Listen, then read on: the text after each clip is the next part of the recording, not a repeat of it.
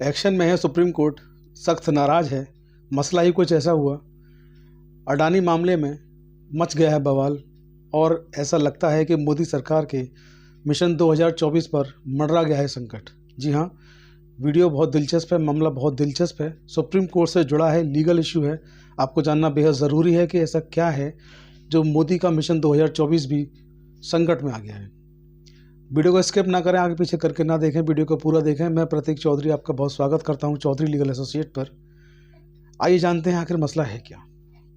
तो हुआ यह है कि सुप्रीम कोर्ट की पीठ के सामने अडानी पावर पर सुनवाई होनी थी। अडानी पावर पर राजस्थान सरकार में जयपुर जो पावर कॉरपोरेशन लिमिटेड है, पावर कॉरपोरेशन निगम लिमिटेड जयपुर, उसका जो सरचार्ज है उसका मसला है। निचली अदालत ने ये माना था, ये पाया था कि अडानी पावर ने जो सरचार्ज लिया है वो उसको लेने के हकदार नहीं थे, गलत तरीके से सरचार्ज ले लिया गया है, ऐसा उन्होंने आदेश दिया था। अडानी पावर जो है वो जयपुर विद्युत वितरण निगम लिमिटेड जो है राजस्थान सरकार के अंतर्गत आने वाला एक उपक्रम है। वहाँ पर यह हुआ था कि अंतिम निर्णय आ जाने के बाद भी जो अडानी जो भाई साहब हैं वो संतुष्ट नहीं हुए। वो सुप्रीम कोर्ट जा पहुँचते हैं और इस मामले के खिलाफ वहाँ पर मामला दायर करते हैं। मामले में सुनवाई की डेट लगती है और जब मामले में सुनवाई की डेट जब लगती है तो बहुत दिलचस्प वाक़या सामने आता है। इस मामले को राजस्थान की तरफ से या कहें जयपुर विद्युत वितरण निगम लिमिटेड की तरफ से जो देख रहे हैं सीनियर एडवोकेट हैं, सीनियर काउंसिल हैं सुप्रीम कोर्ट के, दुष्यंत दवे जी, माने जाते हैं अपने खास अंदाज के लिए, माने जाते हैं अपने निर्भीक अंदाज के लिए। वो इस मामले की पैरवी कर रहे हैं जयपुर विद्युत वितरण निगम लिमिटेड की तरफ से। होता यह है कि फ़ाइल नंबर पे लगनी थी, आज उस पर सुनवाई होनी थी, आज से मतलब ही 2 दिन पहले सुनवाई होनी थी उस पर। लेकिन जो लिस्टिंग है, जहाँ पर फाइलों का जो क्रम होता है कि कौन सी फाइल किस क्रम पर आएगी, उस क्रम में, उस लिस्ट में इस अडानी पावर वाले केस का नंबर ही नहीं आता। वहाँ से वो फाइल गायब हो जाती है। जब वहाँ से फाइल गायब हो जाती है तो दुष्यंत दवे जो हैं, जो सुप्रीम कोर्ट की जो पीठ है जो इसकी सुनवाई कर रहे हैं, उसके जो जजेस हैं न्यायमूर्ति अनिरुद्ध बोस और पीवी संजय की पीठ इसकी सुनवाई कर रही है। तो जो अधिवक्ता हैं दुष्यंत दवे, वो पूछते हैं कि सर ऐसा क्यों है कि सुप्रीम कोर्ट आदेश करता है किसी मामले को लिस्ट करने के लिए और रजिस्ट्री जो है उस बात को नहीं मानती है, रजिस्ट्री उसको लिस्ट नहीं करती है, रजिस्ट्री उसको सुनवाई के लिए नहीं लगाती है। अगर ऐसा सरकार के कहने पर किया जा रहा है तो ये जो है न्यायालय की अवमानना का विषय बनता है। ऐसा नहीं किया जाना चाहिए, ये एक दंडनीय अपराध है, ऐसा नहीं होना चाहिए। इस पर सुप्रीम कोर्ट की जो पीठ थी, सुप्रीम कोर्ट के जजेस थे, सख्त नाराज़ हुए, बिफर गए और उन्होंने जो है पूछा, अडानी जो ग्रुप हैं, जो अडानी के जो एडवोकेट हैं, उनसे पूछा कि आखिर ऐसा क्यों हुआ, लिस्ट में ये नंबर क्यों नहीं आ पाया। इसके बाद रजिस्ट्री को तलब किया गया, रजिस्ट्री से पूछा गया कि ऐसा क्यों हुआ, ये नंबर पे लिस्ट पे क्यों नहीं आ पाया है। इस पर सुप्रीम कोर्ट ने सीनियर एडवोकेट दुष्यंत दवे से कहा कि आप जाइए, इस पर हम देखेंगे और इसको जल्द लिस्ट करेंगे और इस पर बात करेंगे कि ऐसा क्यों हुआ। हम 2 बजे उसको बुलाते हैं, रजिस्ट्री को 2 बजे बुलाते हैं, 2 बजे के बाद आप पता कर सकते हैं कि मामले में क्या हुआ। तो दुष्यंत दवे ने कहा कि मैं यहीं बैठा हूं, मैं इंतज़ार कर रहा हूं, आप उनको बुलाइए और पूछिए कि ऐसा क्यों हुआ, क्योंकि ये लापरवाही नहीं, ये कहीं ना कहीं कुछ और बताता है। सरकार क्या चाहती है, इस तरफ ये इशारा करता है कि अडानी के खिलाफ कोई सुनवाई सुप्रीम कोर्ट में ना हो, कहीं ना कहीं इस बात का ये संकेत है।